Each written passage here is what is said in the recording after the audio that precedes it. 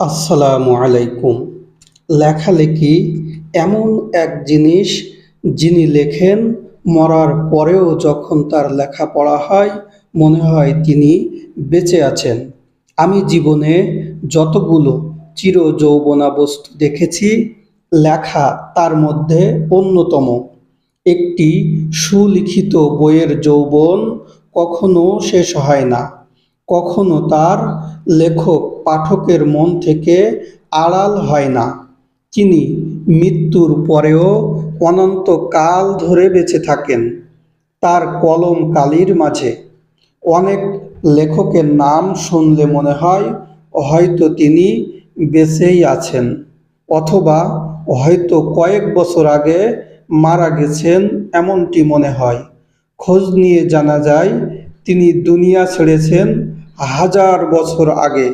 যখন শুনি তিনি হাজার বছর আগের মানুষ, তখন বেশ আশ্চর্য হই। সত্যি, এভাবে লোক আলোচনায় জীবিত থাকতে শুধু লেখকরাই পারেন। আমি কখনো কলম দেখে অবাক হই, এই অতি সাধারণ একটি ছোট্ট বস্তু দিয়ে কিভাবে সব কিছু বদলে দেওয়া যায়, কিভাবে মিথ্যা বাতিলের বিরুদ্ধে অভেদ প্রাচীর তৈরি করে দেওয়া যায়, কিভাবে জালেম শাহীর মসনদে ভূমিকম্পের মতো কাঁপন ধরানো যায়, কিভাবে অনির্বাণ দাবানলের মতো পুড়িয়ে ছাই করে ফেলা যায়। অপসংস্কৃতি আর বেহায়াপনার আগ্রাসন, পরিবেশ পরিস্থিতির মোকাবেলায় কিভাবে এই কলম হঠাৎই ধারালো তরবারির রূপ নেয়। আমি সত্যি কলম দেখে অবাক হই।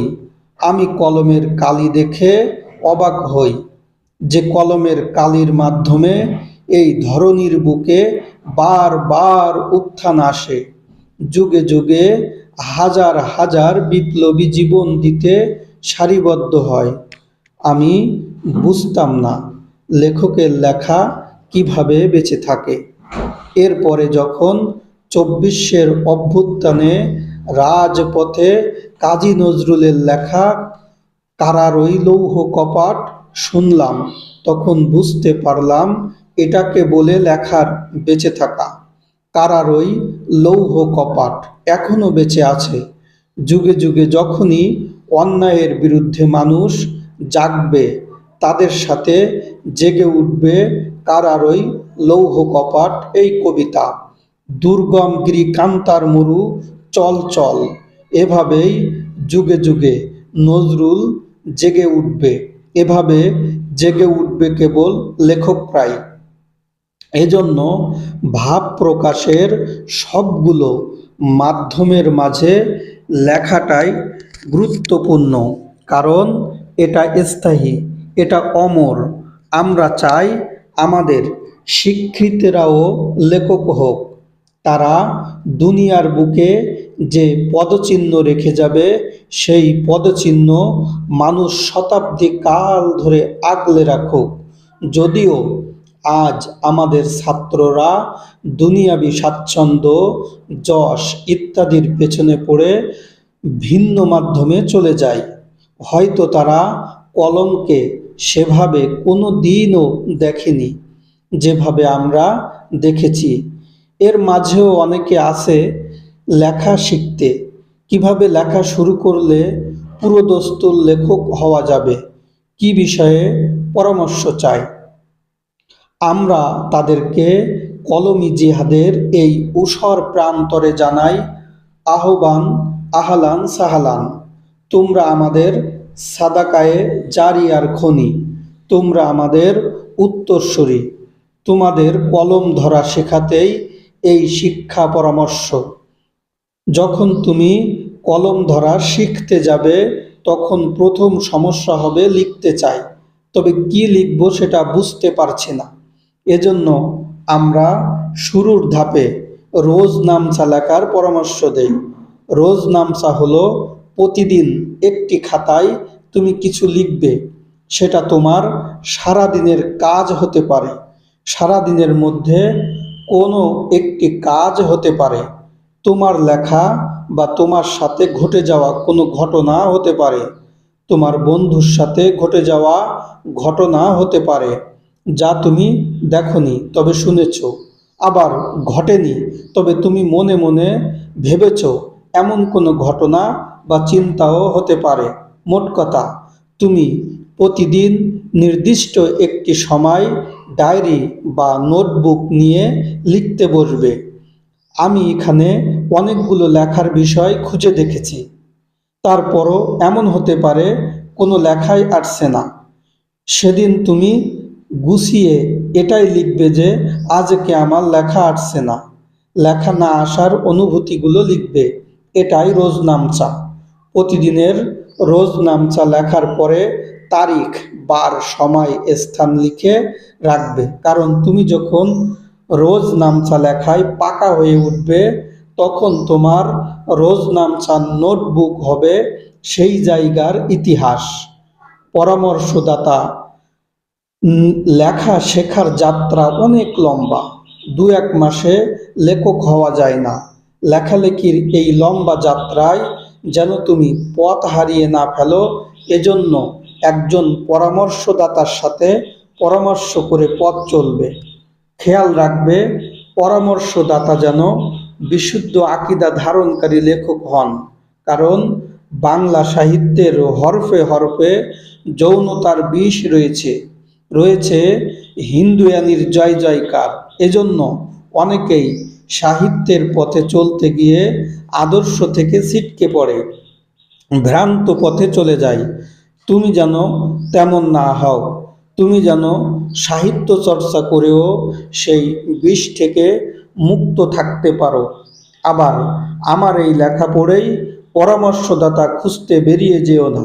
আগে ১ মাস রোজনামচা লেখো। যদি ধারাবাহিক রোজনামচা লেখা চালিয়ে যেতে পারো, তবে তোমার এই পথের যাত্রা যুক্তিযুক্ত। অন্যথায় পরামর্শদাতার সময় নষ্ট করো না। পরামর্শদাতার সাথে প্রতিদিন যোগাযোগের প্রয়োজন নেই। প্রতি সপ্তাহে একবার সাক্ষাৎ করলেই হবে। তিনি তোমার ১ সপ্তাহে লেখায় নজর বুলিয়ে একটি সার্বিক মন্তব্য লিখে দেবেন। কোন বিষয়গুলো ভুল হয়েছে, কোন জিনিসগুলো সামনে খেয়াল রাখতে হবে, আগামী ১ সপ্তাহে কোন বইগুলো পড়তে হবে, এগুলো বিষয়ে পরামর্শ দিবেন। সেই দিক নির্দেশনাগুলো মেনে ১ সপ্তাহ পড়ালেখার পরে তুমি আবার সাক্ষাৎ করবে, আবার আগামীর জন্য দিক নির্দেশনা আসবে। এভাবেই ধীরে ধীরে সামনে এগিয়ে যেতে হবে।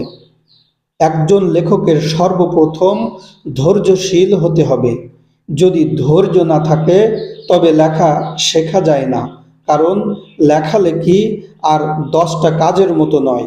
কখনো এমন হতে পারে খাতা কলম নিয়ে বসে আছো, ঘন্টা পেরিয়ে যাচ্ছে, তবে কোনো লেখা আসছে না। টানা ৩-৪ দিন ধরে লেখা আসছে না। আবার লেখা হচ্ছে, তবে তা নিজেকেই পড়তে ভালো লাগছে না। পরামর্শদাতার কাছে গেলে তিনি সময় দিচ্ছেন না, ব্যস্ততা দেখাচ্ছেন, ভিন্ন কোনো সময়ে আসতে বলছেন। পরিবার বলছে লেখক হতে হবে না, বক্তা হও, বক্তব্য শিখো। তুমি দেখছো এতদিন ধরে লিখে কেউ কোনোদিন মূল্যায়ন করলো না। টুকটাক বক্তব্য শিখে জুমার খুতবা দিলেই পারিশ্রমিক পাওয়া যায়। এই পরিস্থিতিতে অনেক শিক্ষার্থী কলম ছেড়ে দেয়, কিন্তু কলম ছেড়ে দিলে হবে না, টিকে থাকতে হবে এবং লড়াই চালিয়ে যেতে হবে। মনে রাখতে হবে, ছেড়ে দিলেন তো আপনি পিছিয়ে গেলেন। অতএব আপনার সামনের দিনগুলো যেন ভালো হয়, এই জন্য আপনাকে আরও দৃঢ় পদক্ষেপ নিয়ে আপনার লেখালেখির কাজ চালিয়ে যেতে হবে। রোজনামচা লিখতে গিয়ে আমরা যে সমস্যাগুলোর মুখোমুখি হই, তন্মধ্যে অন্যতম হলো একই লেখা বারবার আসে, নতুন লেখা খুঁজে পাই না। শুরুর দিকে এই সমস্যা খুবই স্বাভাবিক, কারণ প্রাথমিক অবস্থায় আমাদের মনের সাথে কলম সংযুক্ত থাকে না, মনের সাথে মুখ সংযুক্ত থাকে। তাই মনের কথাগুলো মুখে অনায়াসে আসলেও কলমে আসতে চায় না। খেয়াল করলে দেখবে, আমরা যখন বন্ধু বান্ধবদের সাথে গল্প করি তখন একই গল্প বারবার করি না, বরং আমাদের কাছে এত গল্প থাকে যে একবার করে বললেও সারাদিন যেন গল্পই ফুরাতে চায় না। অথচ সেই আমি যখন কলম নিয়ে বসছি তখন আমার কলমে আর কোনো কথা আসে না। এজন্য মনের সাথে কলমকে সংযুক্ত করতে হবে। এর পদ্ধতি হলো রোজ নামচা লেখা। মনের সব কথা শুধু মুখেই না বলে প্রতিদিন কিছু কথা কলম দিয়েও বলতে হবে।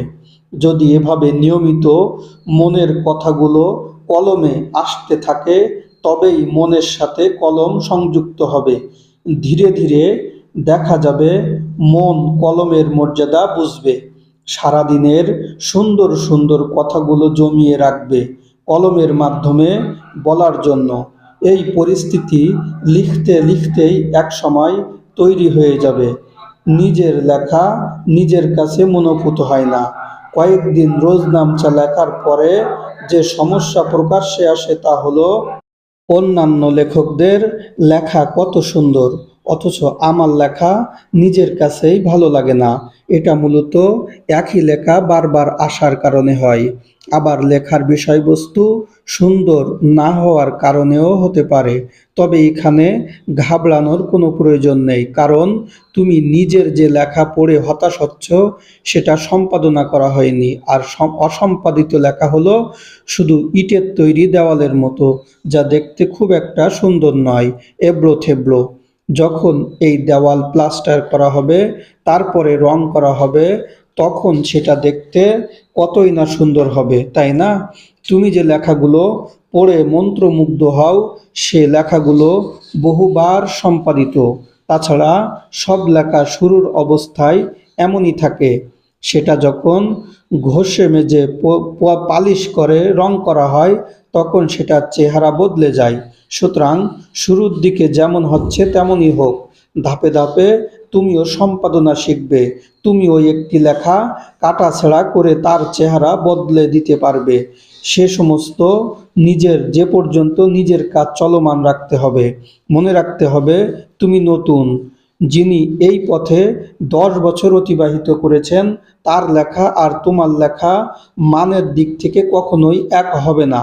সুতরাং হতাশ হয়েও না।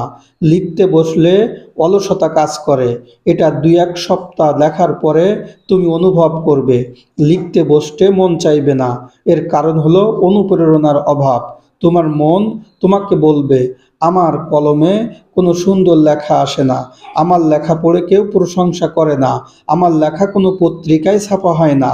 এভাবে শুধু লিখে কি লাভ? দেখো, কারো লেখায় শুরুতে পত্রিকায় ছাপা হয় না, মানুষ প্রশংসা করে না, এটা অনেক দূরের যাত্রা। তবে সেখানে পৌঁছানো অসম্ভব নয়। এর জন্য মেহনত প্রয়োজন আছে, দোয়ার প্রয়োজন আছে, যা তোমার মাধ্যমে খুব সম্ভব। কালী প্রসন্ন ঘোষ লিখেছেন, জলে না নামিলে কেহ শেখে না সাঁতার, হাঁটিতে শেখে না কেহ না খেয়ে আছাড়। সাঁতার শিখতে হলে আগে তবে নামো জলে, আছাড়কে করো করে হেলা, হাঁটো বারে বার। পারিব বলিয়া সুখে হও অগ্রসর। তোমাকেও এতটুকু অনুপ্রেরণা বুকে নিয়ে যাত্রা শুরু করতে হবে, যেন অনুপ্রেরণা তো দূরের কথা, মানুষ যদি তোমাকে সকাল বিকেল হতাশার কথা শোনায় তবুও তুমি তোমার কাজে অটল থাকতে পারো। এরপরে একটি সময় আসবে যখন সকলেই তোমাকে স্বীকৃতি দিতে বাধ্য হবে। নিজের অক্লান্ত পরিশ্রম, দোয়া, দক্ষতা, সৃষ্টির মাধ্যমে এই পরিস্থিতি তোমাকেই তৈরি করতে হবে। লেখালেখির মাঠে চলে এসেছেও মানেই তুমি এখন যোদ্ধা। আর অলসতা, অনগ্রহ, অনুপ্রেরণার অভাব বোধ হলো সাধারণ মানুষের বিষয়। এগুলো কোনো যোদ্ধার জন্য সাজে না। রোজনামচা লেখার জন্য বেশ কিছু উপাদান ইতিমধ্যে আলোচিত হয়েছে। তারপরেও যদি একঘেয়েমি চলে আসে তবে সেক্ষেত্রে আমাদের কিছু পরামর্শ থাকবে। প্রথমত তোমাকে মনে রাখতে হবে, লেখকরা সর্বদা বাস্তবমুখী হন না, তারা বাস্তবতাকে ব্যবহার করেন, বাস্তবতার সাহায্য নেন। কারণ বাস্তব জীবনে যে ঘটনাগুলো ঘটে সেগুলো মুখরোচক বা চটকদার হয় না। লেখকরা দেখেন কোন বিষয়টি অস্বাভাবিক করে প্রকাশ করলে পুরো ঘটনাকে মুখরোচক করে তোলা যায়। তারা বাস্তবতার সেই অংশকে পরিবর্তন করেন, চরিত্রের নাম জায়গায় নাম পরিবর্তন করে ছদ্মনাম ব্যবহার করেন, বাস্তবতাকে রূপ দেন কল্পনার এক জগতে। এভাবে ছদ্মনাম ব্যবহার করে তুমিও অনেক কিছুই শিখতে পারো। শুরুর দিকে এই পদ্ধতি তোমাকে লেখার অনেক উপাদান পেতে সাহায্য করবে। রম্য লেখার চর্চা করতে পারো। রম্য লেখা হলো যা বাস্তব নয় তবে বাস্তবতা সম্পর্কে তথ্য দেয়।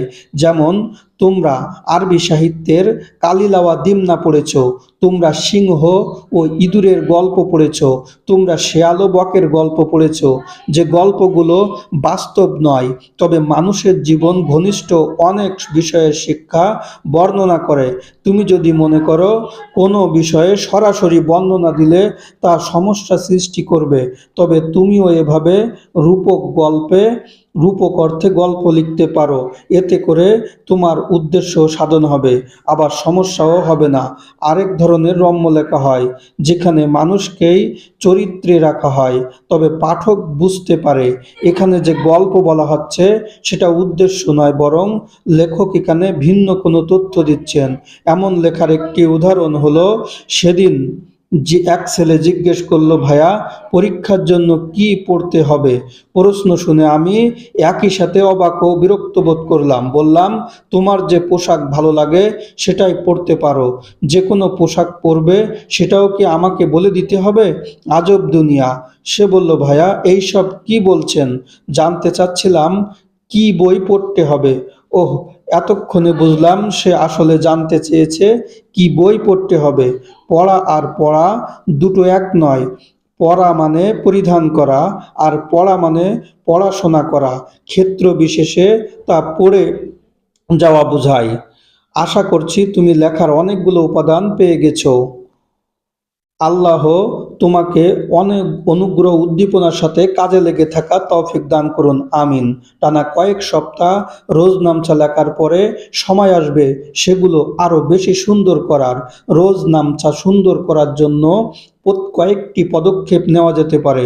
প্রথমত, রোজ নামচার গ্রুপ তৈরি করতে হবে।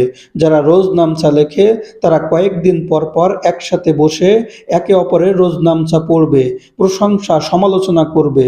যদি গ্রুপ তৈরি করা সম্ভব না হয় তবে অন্তত একজন পাঠক বা সাথী জোগাড় করবে।